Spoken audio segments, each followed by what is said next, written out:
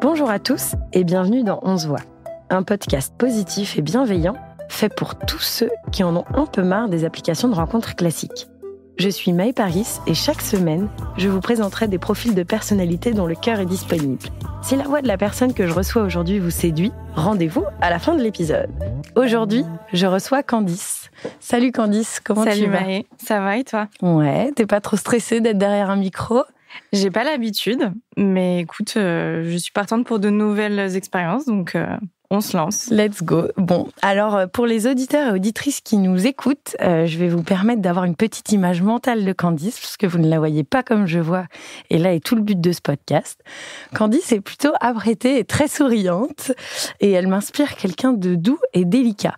Ses cheveux blonds semblent être on ne peut plus naturels, et je ne serais pas étonnée si elle me disait qu'elle avait des origines nordiques. Est-ce que tu es OK avec cette description ? Je suis OK avec cette description, c'est tout à fait moi. Je suis quelqu'un d'assez solaire, de très douce, de posée, de calme. Mais j'ai pas d'origine nordique, par contre. Bon, on va louper. 100% française.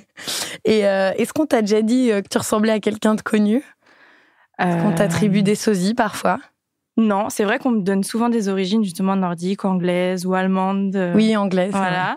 Mais sinon, non, pas quelqu'un qui me vient comme ça. Très bien. Eh bien voilà, chers auditeurs et auditrices, c'est tout ce que vous aurez pour son aspect physique. Alors, non pas que ça nous définisse, je trouve ça toujours cool de demander aux invités que je reçois où est-ce qu'ils ont grandi. Donc, dis-moi, toi, tu viens d'où ? Alors moi, de base, je viens d'une petite ville à côté de Lyon qui s'appelle Bourg-en-Bresse, Ouais. qui est dans l'Ain précisément. C'est là où j'ai grandi jusqu'au lycée. Et après, j'ai un petit peu bougé de partout. C'est-à-dire de partout ? J'ai fait des études à Saint-Étienne. Je suis allée à Toulouse aussi. J'ai vécu 6 mois à Londres.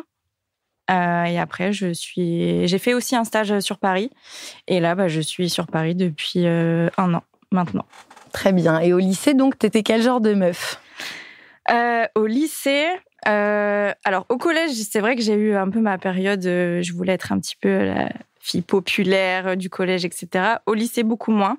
C'est vrai que mon côté un peu plus calme et doux est un peu plus ressorti au lycée. J'étais un peu plus réservée, mais pas tant que ça. Parce que je suis quand même quelqu'un de solaire, de sociable, donc ça me dérangeait pas d'avoir plusieurs amis. J'avais un groupe d'amis quand même assez large. Très bien. Et si on pense à la Candice de maintenant, raconte-nous, qu'est-ce que tu as fait l'été dernier ? L'été dernier, alors c'est vrai que vu que j'avais commencé mon travail sur Paris début d'année, j'ai pas forcément eu de vacances en 2023. Donc j'étais sur Paris, j'ai fait des activités avec mes amis, je suis retournée dans ma famille, parce que je suis quand même quelqu'un d'assez famille. J'ai eu un mariage aussi d'une amie à moi, de ma première amie que j'ai mariée. Ça y est, ça arrive. Ça y est. Et voilà. Qu'est-ce que ça fait de commencer à voir ses potes qui se marient ? Ça met un coup quand même.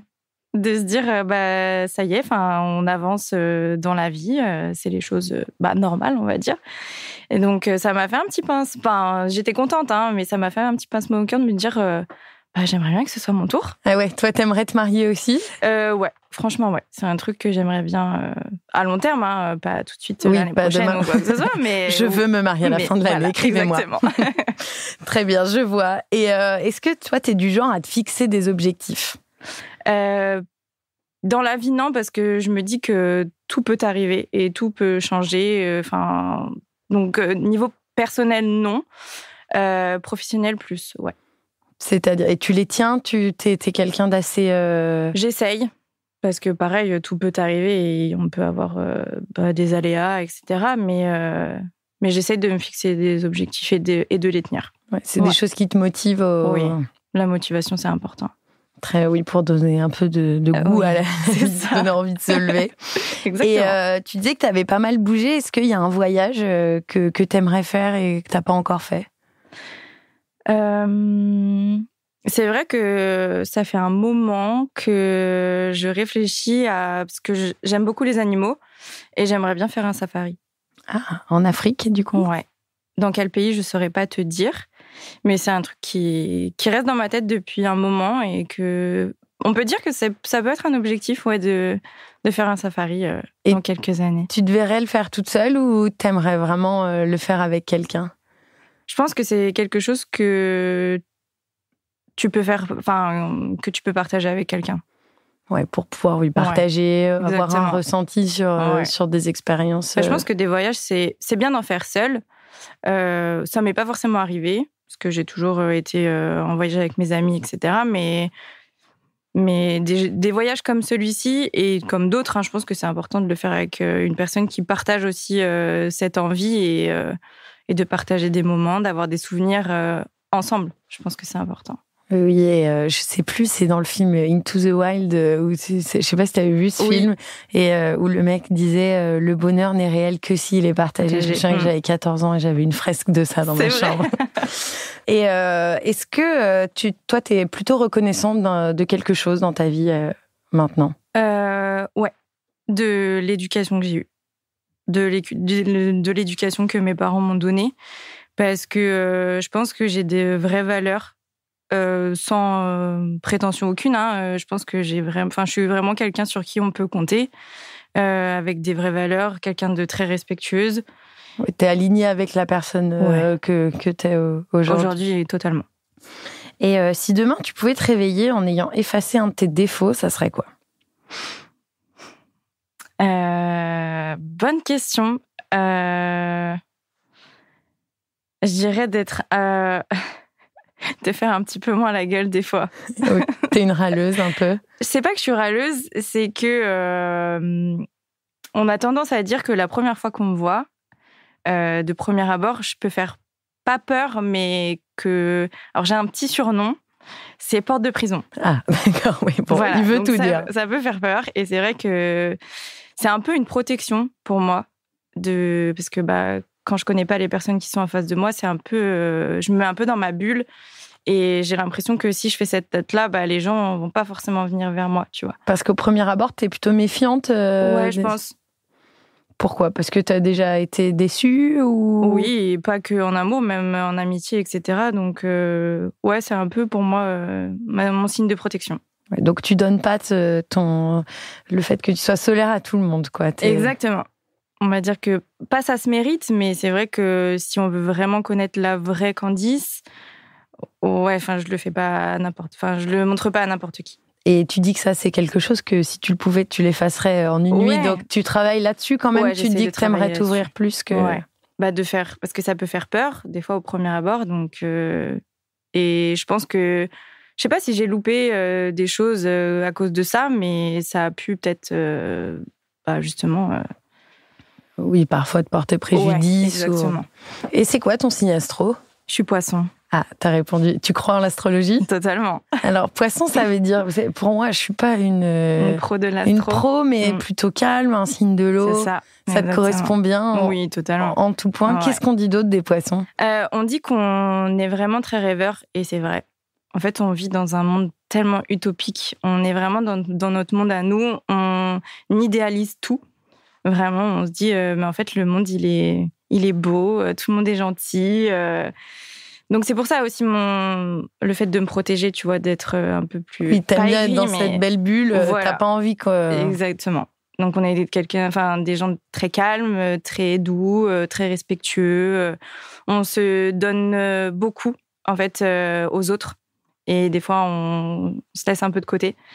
Ça, c'est un petit défaut aussi sur lequel j'essaie de travailler. Être plus individualiste. Ouais, c'est ça. Est-ce que t'as un tic ou un toc ? Ouais, de me toucher les cheveux. Ah. En toutes circonstances ou quand... Toutes, ouais. Toujours. Parce que ça t'apaise ou parce que t'as peur d'être mal coiffée ? Non, c'est que ça m'apaise. Et j'estique depuis des années. Je crois que même depuis que je suis petite. Et du coup, je me touche les cheveux. Et est-ce qu'il y a des gens qui te côtoient et qui disent arrête de faire ça ou pas ? Tout le temps. Ah oui, donc ça doit vraiment être... Ouais. Ils se disent mais Candice, arrête avec tes cheveux.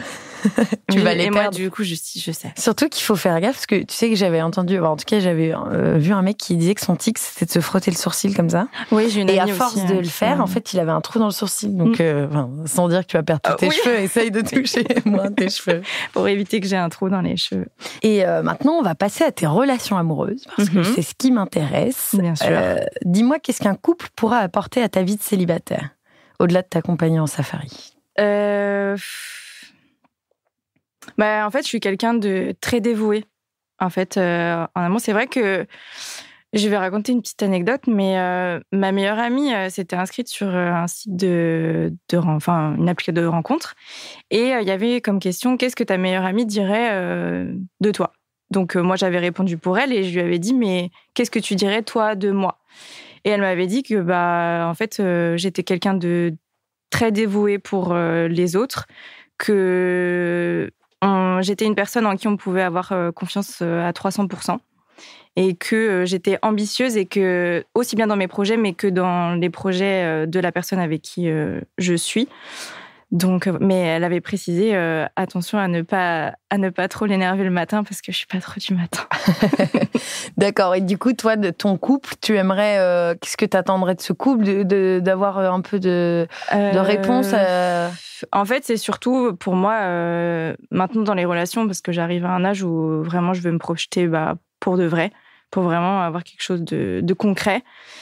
Je dirais il me faut que du plus parce que je suis quelqu'un de très indépendante et j'ai appris à être je suis pas encore totalement la meilleure version de moi-même. J'essaye tous les jours, ça s'apprend tous les jours, mais de m'apporter vraiment un plus dans ma vie. Et qu'est-ce que tu penses des relations libres, des couples ouverts, des couples libres ? C'est pas quelque chose que je partage, moi. Personnellement, aucun jugement là-dessus. Chacun est libre de faire ce qu'il veut, mais moi, c'est quelque chose que je ferais pas. Et qu'est-ce que tu aimerais partager en termes d'activité avec ton futur partenaire ? Alors, je suis quelqu'un de passionné par la mode. Très bien. Donc, tu aimerais quelqu'un que ça passionne aussi ? Ouais, donc, les fringues, c'est important. Ouais. C'est vrai que c'est un petit peu un critère pour moi que la personne soit... Alors, tout le monde est stylé à son échelle et à son propre style, mais c'est vrai que j'aimerais bien partager ça avec la personne avec qui je suis parce que, par exemple, j'adore la Fashion Week, je vais aussi bien aussi dans des friperies, des choses comme ça, et c'est des choses que j'aimerais partager avec la personne avec qui je suis, ouais. Ok, un goût de la sape prononcé. Ouais, exactement. Entendu. Et à la fin de ta précédente relation, qu'est-ce que tu crois que ton ex a regretté ? Tu crois qu'il se dit, putain, Candice, elle me manque parce que... C'est une bonne question. Qu'est-ce qu'il aimait vraiment bien chez toi ? La personne que j'étais, je pense quand même. Le fait que je sois quelqu'un de solaire, de gentil, d'attentionné.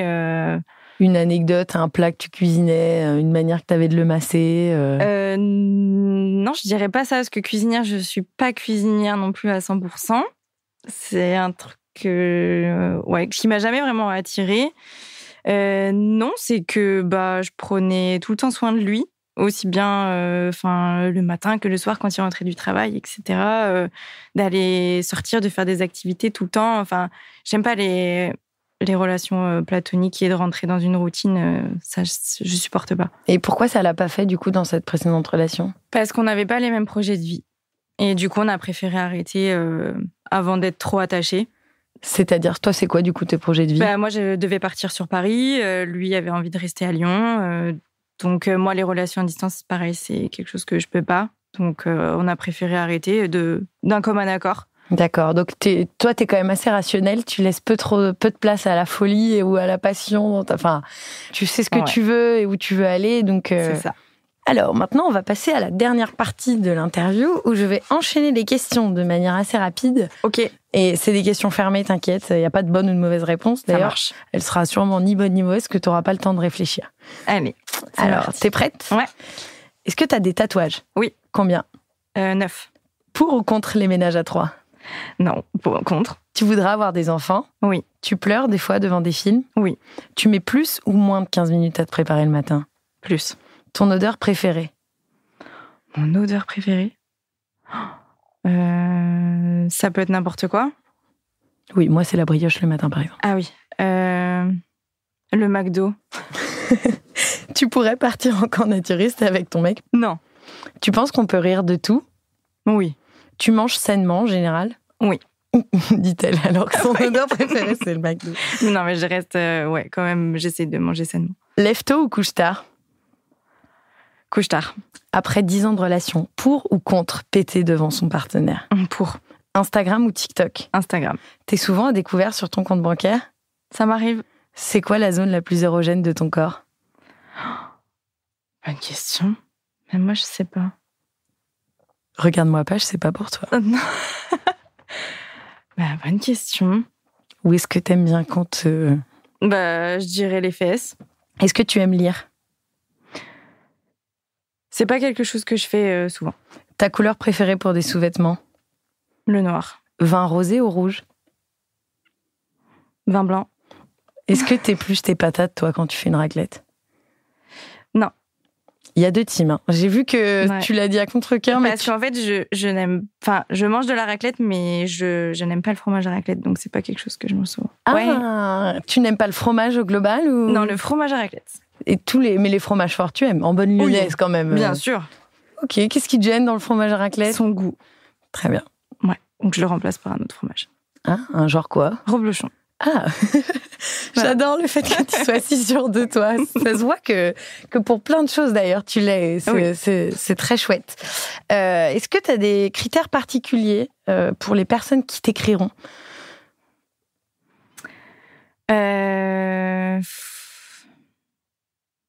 Alors, j'aime pas dire l'aspect physique mais ça compte quand même. Déjà, il faut qu'il soit plus grand que moi. Dis-nous ta taille. 1m65. Ok. Bon, des mecs de... Ouais. Bon, désolé, mais oui. Je peux donner un peu mes types. Tu donnes tout. Ouh là là, que le mec là qui jusqu'ici était à fond accroché à tes paroles, sache s'il a ses chances ou pas, s'il t'écrit. Ok. Alors, je suis plus team métisse, un peu de métissage, etc. Je suis moins team... j'aime pas dire le mot, mais blanc. Oui. Voilà. Ça peut, mais plus brun que blond. En fait, un peu l'opposé de moi. Bien. Très Voilà. En termes d'âge, Alors l'âge, j'ai déjà eu des relations où il y avait un grand écart d'âge, aussi bien, plus moins d'ailleurs. J'ai toujours eu des relations avec des gens plus jeunes que moi. T'as quel âge? 30 ans. Oh, très bien. Attends, pas une réponse. Hier, je regardais, il y avait Florence Foresti dans le quotidien qui disait que quand elle avait son âge, les gens applaudissaient. Là, je veux pas applaudir parce que t'as 30 ans, mais très bien, tu as 30 ans. J'ai 30 ans. Voilà, donc j'ai déjà eu une relation où la personne avait 5 ans de moins. Voilà. Et ça l'a fait, quoi. C'est pas quelque chose qui est mandatoire pour toi. C'est pas rédhibitoire l'âge pour moi. Ok, super. Eh bien, merci à toi, Candice, pour toutes ces confessions. Merci, Maë. Et merci aux auditeurs et auditrices qui nous ont écoutés jusqu'au bout. Si le profil de Candice vous a intéressé, que vous aussi vous aimeriez vous marier un jour, faire un safari et que son côté porte de prison ne vous fait pas trop peur, envoyez-nous un message sur notre compte Instagram On se voit avec le prénom et le numéro de l'épisode, nous lui transmettrons. Ensuite, Candice choisira ou non de répondre à votre message. Merci Candice et à bientôt. Merci Maë. Merci à tous et à bientôt dans On se voit.